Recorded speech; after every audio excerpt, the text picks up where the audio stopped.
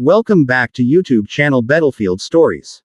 The corridor of the Pacific Command headquarters gleamed with sterile precision, every step echoing authority, every wall lined with framed photographs of ships, squadrons, and heroes long gone. It was a place where hierarchy ruled, where rank wasn't just worn on the shoulder, it lived in every breath, every salute, every word spoken. And that's where Captain James Hollard made his mistake. He had been promoted too fast, everyone said. Too ambitious, too proud, too sure of himself. He walked through the command center with the kind of arrogance that only came from untested power. When he saw a woman standing in his path, a civilian-looking figure holding a sealed file, he didn't slow down. "Watch where you're going, ma'am," he said sharply, brushing past her. She smiled politely. "Apologies, Captain. I was just what?" He cut her off, his tone condescending. "You don't belong here. This area's restricted. Take your paperwork to reception." A nearby ensign tried to speak up. "Sir." But Hollard raised a hand. "I've got it, ensign. This floor's for active command only. Not tourists." The woman tilted her head, studying him with calm, patient eyes. "You're new here, aren't you? Transferred from the Atlantic Fleet last week," he said proudly. "And you are someone who's supposed to be in this corridor," she replied evenly. "If you'll excuse me, Captain, I have a briefing upstairs." "Briefing?" he scoffed. "With who?" Her lips curved faintly. "Fleet Command." Something in her tone made him pause, but his pride didn't let him think twice. "Then I'll escort you," he said mockingly. "Wouldn't want a civilian getting lost in a military facility." She began to walk up the staircase that led to the upper command level, her posture upright, her steps confident. He followed close behind, still smirking, still convinced she was someone to correct rather than respect. But at the top of the stairs, another officer called from behind him, "Captain Hollard, wait." He turned, just as the woman shifted slightly to step aside. Their shoulders brushed. The contact was light, but his impatience flared. "Watch it," he snapped, grabbing her arm to steady her, then pushing her back a little too forcefully. Her heel caught the top step. She stumbled, her file slipping from her hand as she fell backward down 3 steps before catching herself against the railing. The papers scattered across the floor, sealed documents stamped top secret, Fleet Command only. The entire hallway froze. "Ma'am, are you all right?" The ensign rushed forward, horrified.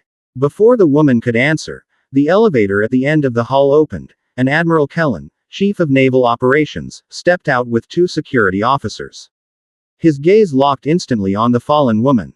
His expression darkened. "Good God," he barked. "Fleet Admiral Monroe." The blood drained from Hollard's face. Fleet Admiral Rebecca Monroe, the youngest woman ever to lead the Pacific Naval Command, the kind of legend every junior officer read about but rarely met, was the civilian he'd just shoved down the stairs. She rose slowly, brushing off her uniform sleeve where her rank insignia had been hidden beneath a folded jacket. The room went dead silent. Even the hum of the air system seemed to pause. Admiral Kellen snapped to attention, his voice tight. "Captain Hollard, stand down immediately." Hollard's throat went dry. "Ma'am, I didn't realize." "I can see that," she interrupted softly, picking up her file. There was no anger in her tone, just calm authority, the kind that cut deeper than shouting ever could. Kellen moved to assist her, but she waved him off. "I'm fine, Admiral. It was a misunderstanding." The word hung heavy. Every officer in the hallway knew what that meant. Monroe looked directly at Hollard. "Captain, I assume you've been briefed on Fleet Code 47. He nodded shakily. "Yes, ma'am." "Then you know the first principle of command. Respect up and down the chain of command, and never assume you know who stands before you." He swallowed hard. "Yes, ma'am." Her expression softened, but only slightly. "Good. You'll remember it next time."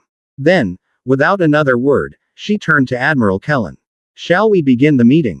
He nodded quickly, and together they entered the briefing room, leaving Hollard standing frozen in the hall, the weight of his mistake pressing down on him like an anchor. 2 hours later, Hollard sat alone in his office, replaying the moment over and over.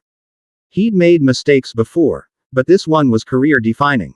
He expected security to walk in any moment, to relieve him of duty, to hand him a transfer slip to some remote outpost where careers went to die.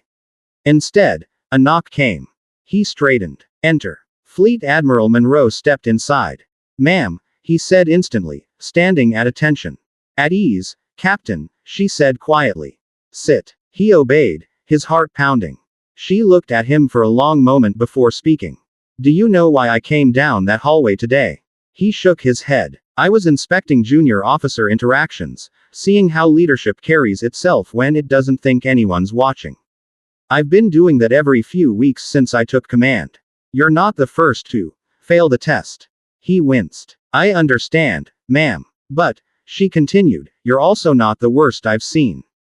That made him blink. She leaned forward slightly. "You were arrogant, Captain.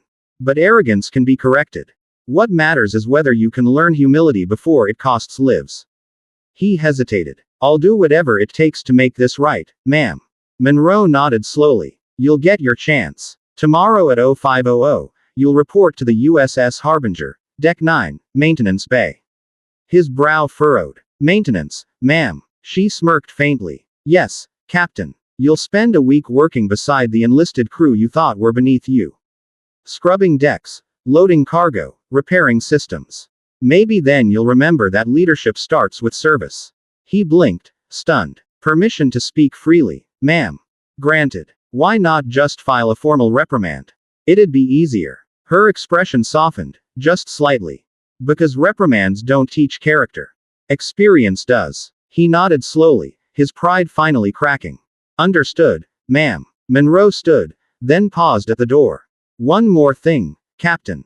Next time you see someone in a hallway, maybe hold the door instead of pushing them down the stairs." The faintest flicker of a smile crossed her lips. He laughed. Nervously, but sincerely. "Yes, ma'am. I'll remember that." "Good," she said, her tone light now. "Because Fleet Command doesn't have time for officers who can't stand beside their crew. You have potential, Hollard, don't waste it." With that, she left. A week later, the Pacific sun beat down on the deck of the Harbinger. Captain Hollard stood shoulder to shoulder with petty officers and engineers, grease smudged on his hands, sweat dripping down his neck. He hadn't just worked. He'd listened. He'd learned how the lowest ranks kept the fleet running, how their pride and skill held the Navy together in ways command reports never captured. By the 7th day, the arrogance was gone. When he returned to headquarters, Admiral Monroe was waiting by the hangar, arms folded. "How was your week, Captain?" He smiled. Genuine this time. "Humbling, ma'am." She nodded. Approvingly. "Then it was a success." He hesitated, then asked, "Ma'am, why didn't you tell them to discipline me?" "I would have accepted it. Because," she said, "I don't believe in breaking potential leaders.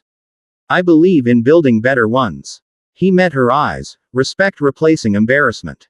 "Thank you, Admiral." She extended her hand. "Welcome to my fleet, Captain. Let's make sure your next steps go forward, not down." And for the first time since his transfer, Captain Hollard truly understood what command meant. Not rank, not pride, but the humility to lead through service, the strength to admit failure, and the wisdom to learn from it. Outside, the fleet's ships glimmered in the Pacific light, vessels commanded by those who had earned their stripes the hard way. And somewhere among them, a reformed captain stood taller, not because of his position, but because of the lesson that nearly sent him tumbling down the stairs.